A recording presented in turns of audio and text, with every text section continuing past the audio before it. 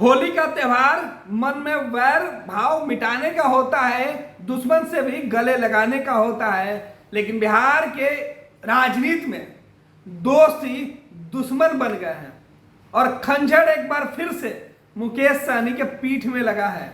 देखना है कि इस दर्द की जो पीड़ा है मुकेश सहनी उसकी आवाज कहां तक पहुंचाते हैं। होली के दिन पूरे देश में जश्न मनाया जा रहा था। अबीर गुलाल से लोग सराबोर थे, एक दूसरे को मिठाइयाँ खिला रहे थे और होली की शुभकामना दे रहे थे, उपहार दे रहे थे। लेकिन भाजपा ने अपने सहयोगी दल वीआईपी के पीठ में छुरा घोंप दिया। वीआईपी के अध्यक्ष मुकेश सहनी का कहना है कि सहयोगी दलों के द्वारा होली के मौके पर जो उन्हें उपहार दिया गया है उसे उनका समाज याद रखेगा। दरअसल बिहार में विधानसभा की एक सीट पर हो रहे उपचुनाव को लेकर एनडीए के अंदर घमासान मचा हुआ था। यह सीट बिहार के मुजफ्फरपुर के बोचहा विधानसभा की सीट है, जिस सीट से वीआईपी के उम्मीदवार चुनाव जीते थे और उनके निधन के बाद यह सीट खाली हुई थी। 2020 के विधानसभा चुनाव के दौरान मुकेश सहनी ने राष्ट्रीय जनता दल के प्रेस कॉन्फ्रेंस में यह कहते हुए साथ छोड़ दिया, राजद ने उनके पीठ में छुरा घोंपा है। और मुकेश सहनी भरी मीडिया के साथ प्रेस कॉन्फ्रेंस में तमाम लोगों के सामने यह ऐलान किए कि वो अब आरजेडी के साथ यानी तेजस्वी के साथ नहीं रहेंगे। और 2020 के चुनाव में वो बीजेपी के पास चले गए। बीजेपी के साथ उन्होंने गठबंधन किया और एनडीए के साथ उन्होंने चुनाव लड़ा। तो बिहार विधानसभा के बोचहा जो सीट है वो सीट मुकेश सहनी के खाते में गई।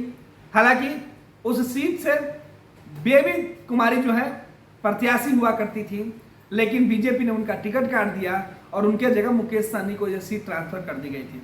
मुकेश सहनी ने वहां से मुसाफिर पासवान को उम्मीदवार बनाया। मुसाफिर पासवान चुनाव जीते और विधानसभा पहुंचे।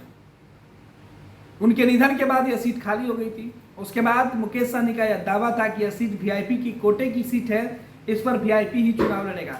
लेकिन उत्तर प्रदेश के अंदर मुकेश सहनी ने बीजेपी से बगावत करके अलग चुनाव लड़ा और बीजेपी को हराने के लिए तमाम जोर आजमाइश कर ली।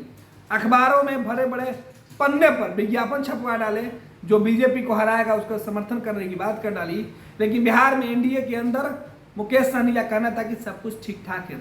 हालांकि उत्तर प्रदेश में बीजेपी की बगावत करने के बाद मुकेश सहनी के दिल में लालू प्रसाद यादव के लिए एक बार फिर से प्रेम उमड़ा और लालू प्रसाद यादव को मुकेश सहनी अपने दिल में बसाकर चलने लगे थे। और यही नतीजा है कि बीजेपी ने अब जो लिस्ट जारी की है उसमें यह साफ हो गया कि बोचहा की जो सीट है वो बीजेपी के कोटे में गई है। मुकेश सहनी को भारी निराशा लगी है। होली के मौके पर मुकेश सहनी को यह सबसे बड़ा उपहार उनके सहयोगी ने दिया है कि उनकी 4 में से 1 सीटें छीन ली है। आपको बता दें कि इसके बाद मुकेश सहनी ने ट्वीट किया। मुकेश सहनी लिख रहे हैं, होली के शुभ अवसर पर सहयोगी दल के द्वारा दिए गए तोहफा के लिए धन्यवाद। उनका यह निर्णय दर्शाता है कि हम निषाद समाज और पूरे अति पिछड़े समाज के हक और अधिकार की लड़ाई को सही दिशा में लड़ा जा रहा है। यह हक और अधिकार की लड़ाई में खलल डालने का प्रयास है। हमारा संघर्ष जारी रहेगा। मुकेश सहनी ने पार्टी का नाम तो नहीं लिया, लेकिन उन्होंने साफ तौर पर कहा कि सहयोगी दल के द्वारा जिस तरीके से मुझे तोहफा दिया गया है इसके लिए यह उनको धन्यवाद। यह उनका निर्णय दिखाता है कि निषाद और पिछड़े समाज के हक और अधिकार की लड़ाई सही दिशा में जा रही है और हक और अधिकार की लड़ाई में एक खलल डालने का प्रयास है। लड़ाई आगे भी रहेगा, संघर्ष जारी रहेगा। मुकेश सहनी का सीधे तौर पर भाजपा के ऊपर यह आरोप है कि भाजपा ने अति पिछड़ा होने की वजह से, निषाद समाज से होने की वजह से उनका जो गठबंधन के अंदर वजूद है वो खत्म करने की कोशिश में है। और यही वजह है कि उनके कोटे की सीट पर मुजफ्फरपुर के बोचहा सीट पर बीजेपी ने अपना उम्मीदवार उतारा। जो जंग है वो छिड़ चुकी है। मुकेश सहनी ने कहा था कि बोचहा सीट के उम्मीदवार की घोषणा मुकेश सहनी बिहार के मुख्यमंत्री नीतीश कुमार से कराने वाले हैं, लेकिन बीजेपी ने पहले ही खेला कर दिया और मुकेश सहनी को बोचहा से बेदखल कर दिया। देखना है कि मुकेश सहनी का अगला दाव क्या होता है। हालांकि मुकेश सहनी दावा कर रहे थे कि बोचहा सीट उनकी है और वो उस पर चुनाव लड़ेंगे। अब बीजेपी ने अपने उम्मीदवार उतार दिया है तो मुकेश सहनी की परेशानी बढ़ गई है। देखना है मुकेश सहनी बीजेपी के इस दाव पर क्या चुप हो जाते हैं या एनडीए के अंदर बगावत करके या कोई नया रास्ता चुनते हैं।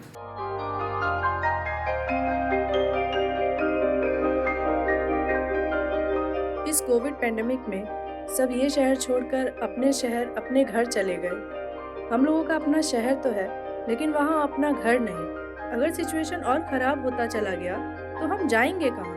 अरे ये प्रॉब्लम तो हर शहर में है, लेकिन हाँ, अपने शहर में भी अपना घर तो होना ही चाहिए। होना चाहिए तो कहाँ है अपना घर? ये है ना, ई होम्स पैनोरामा, पूर्णिया में, अपने शहर में अपना घर। पूर्णिया में पैनोरामा ग्रुप लेकर आए हैं ई होम्स पैनोरामा। बड़ा घर, आलीशान जिंदगी और अत्याधुनिक सुविधाओं के संग। E homes panorama, luxurious lifestyle redefined.